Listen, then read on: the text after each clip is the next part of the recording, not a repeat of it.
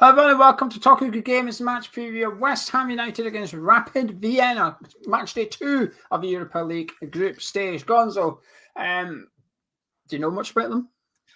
They're doing crap. They're doing really crap, Geo, in their league. Really bad, actually. I think they got a thumping, possibly from Sturm Graz.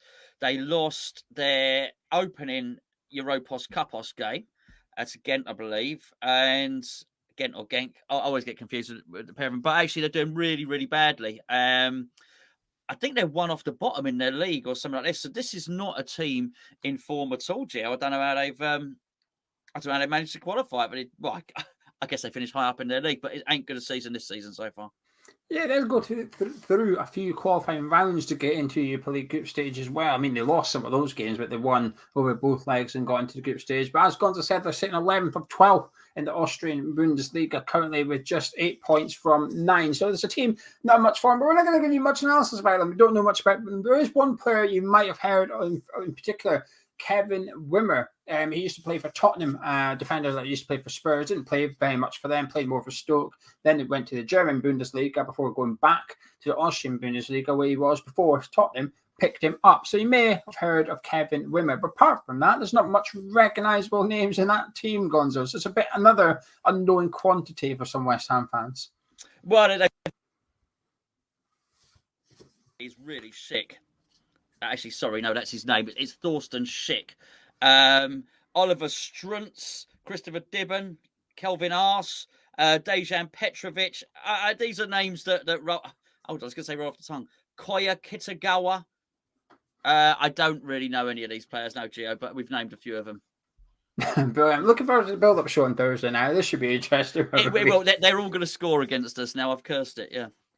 And as Gonzo said, they kicked off the Europa League campaign a couple of weeks ago against Genk with a K and with a 1-0 defeat. And obviously the last team in our group stage. But before we talk about the West Ham team, I want to point you in the direction of One Football. The link is in the description below in the pinned comments of this video if you wish to download it. It's completely free and contains everything that you need to know as a West Ham fan or a Rapid Vienna fan if you're in Austria. Download it. It works over there too. You can follow your team, follow your country, get rid of all the rubbish. They do the hard work. They pick out the good stories for you, the stuff that you need to know, and they give it to you in a feed just for that particular club. Gonzo, West Ham. I'm going to start by going back. We normally start at the back and work forwards. I want to start with a forward on this one, Mikel Antonio, because do we risk him or do we not? Because we've also got off to a good start. It's still an important game. If anything, it's a really important game because a win on Thursday would mean you could probably take your foot off the gas a little bit towards the end of the group stage. So do you put him in from the start or do you keep him for Brentford on Sunday? Somewhere in between, actually. Before Mikel Antonio became the best striker in the history of the world, you used to say that he's possibly his best position is as a super sub. And I think he's not lost that ability at all. So actually, bearing in mind we're not having to travel over to Vienna, then actually it may well be wise just to keep him on the bench. And if we need him, which hopefully we don't, we could bring him on the bench. He's still there. He's in London. It's no hardship. He could sit on a bench, with his tracksuit on. It'd be absolutely, and hopefully that's absolutely fine. Whoever they pick up front, hopefully he does the job. But in emergencies, open in case of emergency, Antonio onto the pitch and gets us through and gets us another 3 points. But I'd leave him on the bench. Yeah, I completely agree with that one, actually. I think, and when we were doing the Zagreb preview, you didn't even have much domestic football to go on either. And the domestic football you did have to go on looked good on paper. They were getting wins, but you thought, but what is their opposition like? Whereas this one is completely different. You're looking at them and thinking, well, they can't have that much about them. They are struggling in the domestic league. They've got beaten their opening fixture. I hate to say they're a worse opponent than Dynamo Zagreb without knowing too much about both sides. However, on paper, it certainly feels that way. So I'd be keeping Antonio on the bench for this one with the plan to just not bring him on at all. But like you said, he's there in a case of emergencies, in case we need to bring him on. And it also gives an opportunity to someone else in the team to play up front, to get goals, because we still need a plan B because we looked good against Man United without him in the team. But when we played Man United in the league without him, I thought we missed him quite a lot. So we need to sort of get a better plan B in place. And I think this gives us the opportunity to try it with him on the bench, because usually you'd only try it when he's injured or suspended. So he's on the bench if you need him. And B, against perhaps a lesser opposition at home on the Thursday, the Europa League, it should be a good atmosphere. I think everything sets us up for almost a good trial match for coming up with something that doesn't involve Michail Antonio up front. But let's go back to the start of the team then, Gonzo, the goalkeeper. A bit of a surprise by Moyes in the first game away in Zagreb, who played Lucas Fabianski. So who would you like, not what you think Moyes will do, who would you like to see in goal for this one? Would you continue with that theme, or would you Areola in? I'd play Areola. I really would. I want to keep him interested and keep him motivated. Fabianski's doing nothing wrong at the moment. So there's no need to turf him out altogether. But let's keep our other goalkeeper highly motivated. I don't want him just to be the League Cup goalkeeper. I want to see him more involved. I don't mind how Moyes cuts it and slices it. That's up to him. But I want whoever is the reserve keeper to be more involved than just a League Cup. Yeah, I completely agree. I think also, while you say Fabianski has done anything wrong, whilst I agree with that, I don't think he's been commanding. He's not been amazing. I wouldn't call it undroppable form from Lucas Fabianski. It's kind of difficult when you don't have the shots pinging at you. As a goalie is probably the most difficult position to look good, unless your team plays crap, if that makes sense. And you need your defenders to play poorly so that you're a busy goalkeeper. He's not really had that, but I still don't think he is undisputed number one, if you like. I think his shirt is somewhat up for grabs a little bit. So Areola in for me. So how would your defence line up? Because you've got to take one thing in consideration here.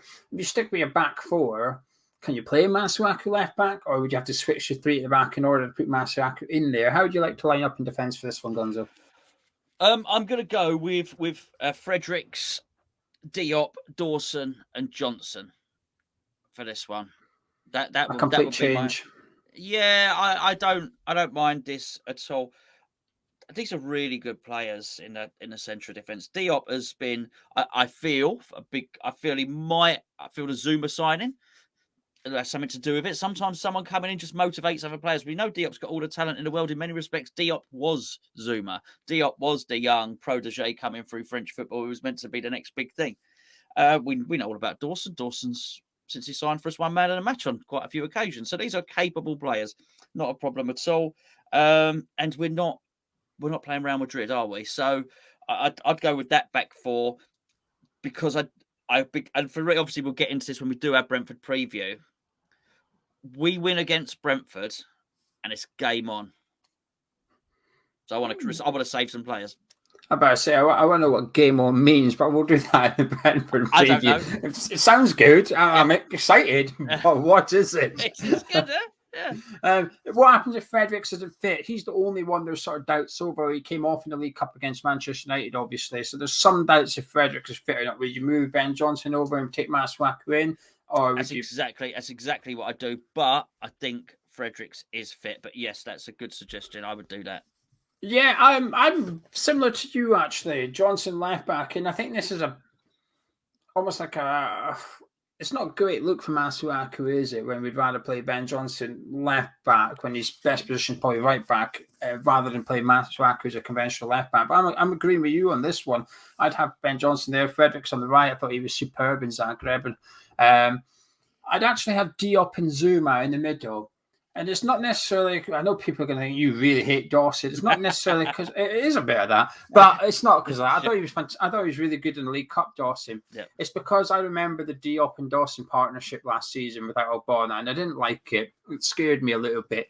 Kurt Zuma's used to play 2 games a week at Chelsea. It's not a big deal for him. And you could almost toss a coin whether you play Diop or Dawson next to him. I'm not that bothered.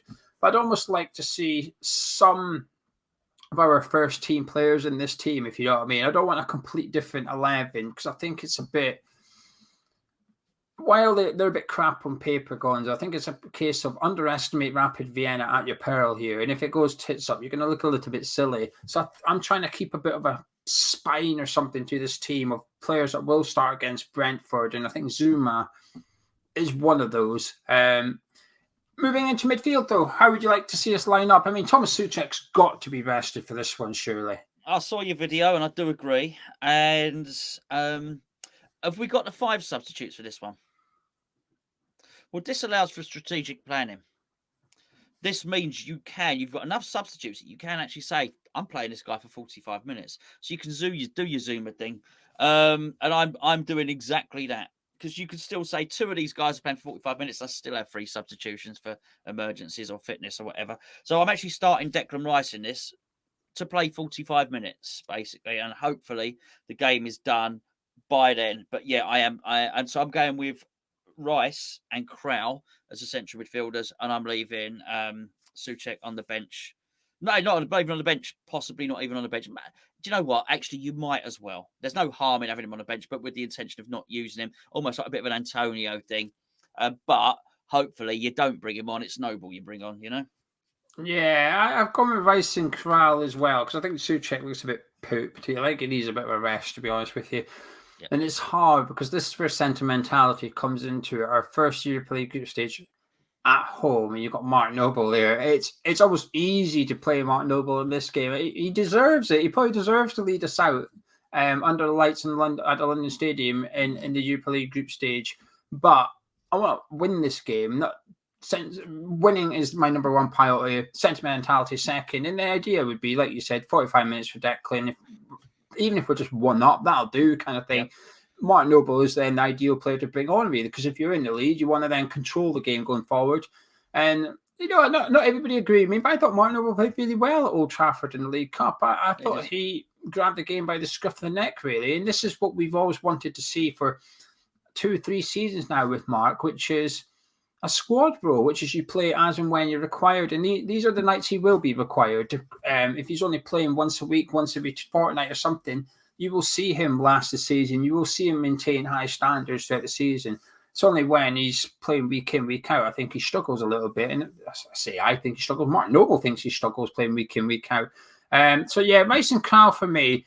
Now, obviously, spoiler alert, myself and Gonzo don't want to see Antonio up front, so we've got 4 attacking players to pick. This is where I think it gets interesting, Gonzo, because we do have a few options in this attacking roles, if you like. We've only got 4 centre midfielders to pick from, really. Going forward, you've got a bit more. So who would you like? Well, let's go striker first. Who do you like to see up front to replace Antonio? I'd like to play Vlasic up front because I want to try and get him a goal. I want to try and get him some confidence. I want to try and get him scoring. Because I just think it'd do him the world of good to feel part of things. I loved the way he celebrated when Antonio scored the winner. It was Vlasic that celebrated with him and had his arm round him, and it was very much a celebration of. It was like a couple of brothers or something. Do you know what I mean? But it's very much I'm part of the team. He was thrilled. I thought, okay, I like that attitude. Tick, done. But that was never going to be in question because David Moyes not going to spend all this time and then get some bad attitude. We know about his work rate. We know about that's fine. And I would assume he's got the talent. So when can we get that talent applied to the pitch? Well, I just think a goal would do him the world of good. So I would probably play him up front just to try and get it going with the contingency plan. Actually, we can do other things if it's not working out. Yeah, Jared Bourne for me. For the same reason as you, I'd like to get him a goal. Now, I'm not counting that goal against Leeds. That was not a Jared Bourne goal. That was not a Jared Bourne goal. Everyone, apart from Jared Bowen. Yeah. I'd like to see Bowen up front for this one. Get him on the score sheet and almost give him an opportunity to be almost second choice striker at West Ham, if you like. He's still the first choice right winger, but just say, well, if he's out, I can go up there and score goals if you want, kind of thing. And I actually think he doesn't have to. I feel, I could be wrong with this, obviously. I'm sure statistically I might be incorrect, but I feel like he's got less work to do up front as he does on the right wing. I think he's got less tracking back to do. He only has to operate in the middle third and mainly the final third as well. I would just like to get him up front because he's in such a rich vein of form as well, Bo. And he's one of our best players so far this season. He's been linked to the big clubs again and Tottenham. But I'd like to see us capitalize on that. Get him up front while he's in this good form, because the problem with taking Antonio out is who do you put in? And Yarmolenko's the obvious replacement, where you think, well, we've not really seen enough to suggest he's going to score the goals. Bowen has suggested he will score. So I'd like to put him up there. That leaves 3. Who's your 3? Well, I'm sending Bowen away for a spa week or something like that. I don't know. feet up, watch some Netflix. Well, I was going to say play with the kids. Actually, don't do any. Don't even play Lego. Just rest, feet up, because I can't think that he could possibly keep this up. So I don't. Funny enough, I don't even want him on the bench. Yarmolenko, I would play. Lanzini and Benrahma, but Benrahma gets the Declan Rice treatment. He gets the 45-minute treatment, but I think he's such a first-team player now. Let's get him on there. Let's score the goals, and then he can come off, and then we could bring Masuaku on to play at left wing for Benrahma to get his fitness up a bit. And Fornals another player in need of a bit of rest for you. Yeah, but for that reason. Fornals and Bowen are first-team starters. They absolutely are. But if we're going to do this and we're going to be clever with our squad, then at some point you need to rest some of these players. And I was surprised to see Bowen run his heart out against Man U. So I was really surprised to see him. Every time I think he's going to get a rest, he's included. And this is a guy that was the most substituted West Ham player for quite some time, Gio, because I didn't argue that he was getting substituted. I thought he was losing his fitness after 70 minutes and all the rest of it and stuff like that. So now, all of a sudden, he's not the only one. I heard, watched your video. I heard what you said about Antonio as well, which was a similar thing. So now he's gone to this guy who can play 90 minutes and all the 90 minutes. Well, hold on a second. Let's say they'll know this. They'll have this data. They'll know about peak fitness levels and stuff like that. So Fornals and Bowen, I'd just give them a rest.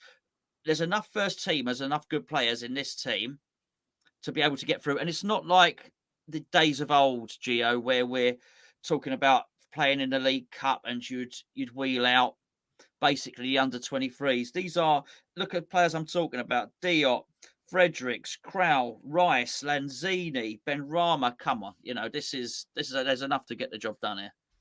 Yeah, the only reason I put Bowen in is because obviously after Brentford we've got the international break. Bowen, fair point. He's very, very unlikely to be included in the England squad. Fornals will probably be in the Spanish squad as well. But Bowen perhaps should be in the England squad, but we'll touch on that another day kind of thing. But I don't think he will be in the England squad. So for that reason, I feel comfortable that he will have a rest after the Brentford game.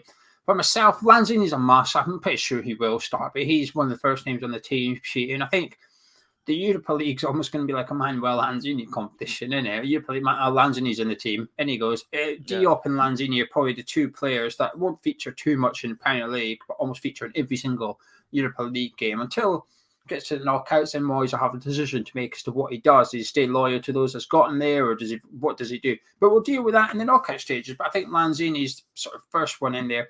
Vlasic is an obvious one too. I don't see why you wouldn't play him in this game. He needs, like we said, a goal and assist, a good bit of run in the team, get used to playing with the players. So I put him in the sort of the number 10 role, if you like, which is what we're led to believe is his best position. So I'd like to see him in his best position and say, right, come on then, we'll build a team around you for this one. Let's see you. Let's get you on the ball. Let's try. You speak about 45 minutes for Rice and that, and I agree with that. Vlasic is your 90-minute player for this. He's got to be. Vlasic has got to be the one that says, you're playing the whole game here. You need to finish this match. I need to be able to take off Benrahma. I need to take off Bowen. I need to take off Antonio. I can't afford to take you off. You need to play 90 minutes. And if anything, you need to show me why you should start on Sunday, because Souček's been a bit quiet. Fornals has had a couple of quiet games now. Now, I'm not saying they're playing poorly, but you've got really good players. You can almost drop players for only having an average game. That's the standard we're at West Ham now. It's a bloody good standard too. Before, you used to have to make a massive error in defence or play 3 or 4 really poor games in an offensive position before David Moyes would drop you. Actually, now just 1 or 2 quiet games is enough to get you dropped because of the quality we've got waiting on the bench. Vlasic needs to show that he's good enough to nick one of those players' shirts if they have a couple of bad games. I always say to you, don't I, when we sign a new player, give him a year. Judge him in a year. I'm the same with Vlasic. I'm not judging him yet. I think he's been poor. He's been quiet so far, but I'm not bothered. You've just got to give him time. And then I've gone for Benrahma too. Yeah. It's a bit like the Bowen thing. I think he's in good nick. I think he's in good form, Benrahma. I think involving him in games as important to this is probably a good thing for his confidence and his form. So I'd like to leave him in, and then I'd leave Yarmolenko out. It's tempting to put him in, and I like Yarmolenko, but whenever I've seen him in the last few games, there's just not enough there, really. And I want this Well, what a slap Vienna, to be honest with you, Gonzo. I know it's about winning, but if we can get 3-4 goals on Thursday night and we can put out another big statement to the rest of Europe and say we're taking this competition seriously and we're in it to win it kind of thing. Because I think we did that in Zagreb. I think we put out a message. I want to see another message on Thursday. Are you confident? Oh, yeah. Yeah, definitely. But I would like to see on this one, Geo, is Rice has a tendency to try and rescue games and finish games strongly. So I'd love to see the stats. You're not going to get them. But you know when he starts marauding forward, right? Sometimes he pops up on the left wing and all of that sort of stuff. And we saw it when he got the assist for the goal. That thing where he just drives it. I wonder how many of those drives, those marauds forward, are in the second half. I would suspect the vast majority. So what I would very much be saying to Declan Rice is, because I didn't know about Krau, okay? I've now seen Krau play a game of football. I've got an idea. I know what he does. So I'll be saying to Declan, right, you're not going to play in the same way that you play with Souček here because Krau's not going to get forward and we're not going to be asking Krau to do the same stuff that Souček does. So actually Krau's going to sit in there. So you've got 45 minutes, mate. I want you to start the game like you usually finish it. So don't play it safe. From the word go, you start marauding forward. You take the ball forward. You create, you dribble, long shots, do whatever you want to do. And that I think that will really set the tone. If we've got these other players like Ben Rama on there and so on and so forth and Lanzini, I think we could almost be a little bit overwhelming for Rapid Vienna because, well, I've just mentioned 3 or 4 players there and they're all bloody excellent. So I am confident. Well, I can't give Gonzo's exact stat. There's a stat that's been going around since the weekend, which is that Declan Rice has made the most passes into the final third in the Premier League so far this season. 49 passes. This doesn't include being in the final third, giving it to someone else in the final third. It's from the middle third or your own third, giving it into there. Declan Rice tops everybody in the Premier League with 49. Not only that, he also tops the charts for balls carried into the final third out of every single player in the Premier League. 20 occasions he's done it this time. The Premier League ahead of Smith Rowe at Arsenal. So there he is. He's topping the passes into the final third as well as the dribbles into the final third. So he's certainly developed his game. And as Gonzo said, he goes on these big lunging runs. I don't have the second half part of that. Not sure, but it's 20 overall. 48 of those 49 passes are in the second half. Probably something like that anyway. But yeah, I'm confident for this one too. I was a bit wary of Zagreb because there was the fear of the unknown.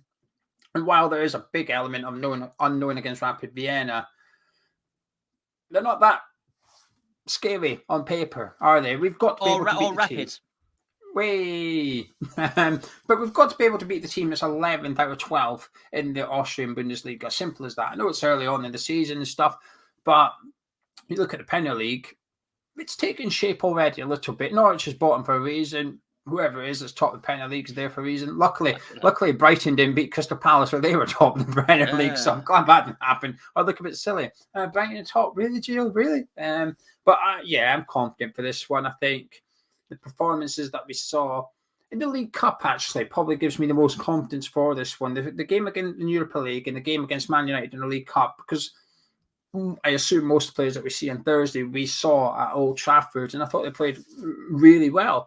And all this Man U's second string, well, it was our second string as well. It was our second string too, and that's how good our second string is. So if our B team is better than Man United's B team, I'll take that every day. That's a compliment, I think.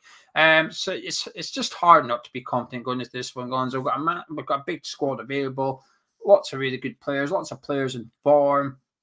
And we're winning in various different ways. You have your final words? I do. One thing I do think which has massively changed for English teams now is the way that the officiating has gone in Europe and the trend of the last 2 or 3 seasons. I always felt in European football, the European referees didn't really officiate it like it was a contact sport. And football is, by all definitions, a contact sport. There seems to be a mandate or something that's gone out to the officials, and we saw it in beautiful full flow in the Euros, which is let things go. If players are shoulder to shoulder, let it go. And I think that massively helps the English teams, the British teams probably as well, because we do play a more high energy and physical game of football. Maybe Bundesliga as well is helped out by that. But actually, just for so long, you've seen English teams get sort of undone by a lot of play acting and a lot of the diving and stuff like that now. I do feel now it's an even playing field. And with an even playing field, we can go there and we can play Premier League tactics football, but with a little bit more switched on, because we know this. We've got good game management. We got players that are quite good at the darker arts and stuff like that. I think it's a really good time for English football in Europe, and I wouldn't be surprised to see English clubs win both competitions, actually. I hope it's also not last year. Not all three competitions, not the Mickey Mouse and Steen. I think I could be wrong, right? I could be wrong about this. I actually think Tottenham are playing Sturm Graz on Thursday, who's just walloped Rapid Vienna. 3-0. Yeah, so I think that's who they're playing. Yeah, Tottenham will probably lose that one. So, I mean, next year if there's a decent team in the Mickey Mouse Europa Cup, then I reckon England could win all three European tournaments. Now you finished baiting the Spurs fans. If there's any of them somehow on the 25th minute of a West Ham Europa League preview, can I get your score prediction, please? They're in there, Geo, loitering. Jealous. Ham, of course. West Ham 3, extremely Rapid Vienna 0. I don't know. I normally got a score in my head, but I didn't really have one. I normally make my mind up when we're talking about the preview. It sort of G's me up and gets me a little bit worried saying my thoughts out loud. But for this, I'm just confident. I think we are going to smack them about the pitch. Scoreline that is, no domestic abuse, none of that. I'm going to say West Ham 4, Rapid Vienna 1. I think they'll get one goal, probably because Craig Dawson's starting. But I think, honestly, I think there's some teams in the Premier League I feel are on the verge of just giving someone a walloping. I think we are one of them, actually. I think we are one of those sides you just watch and you just think some days everything's just going to click. And we're just going to hand out a hiding to someone like Arsenal did in the first half against Tottenham. I think we're on the verge of that. It might be Thursday. Tottenham again. Poor old Tottenham. I've got it in droves in this preview. It's nothing to do with Tottenham's preview, but they've been insulted 3 times. Anyway, right. We'll leave it there, my friend. Yeah. Fantastic. If you enjoyed the preview, drop a like, comment, subscribe to the channel. We'll be back on Thursday today at kickoffs. We'll be live at 6:55 p.m. with our build-up show ahead of Europa League games. West Ham take on Rapid Vienna. Catch you in a bit.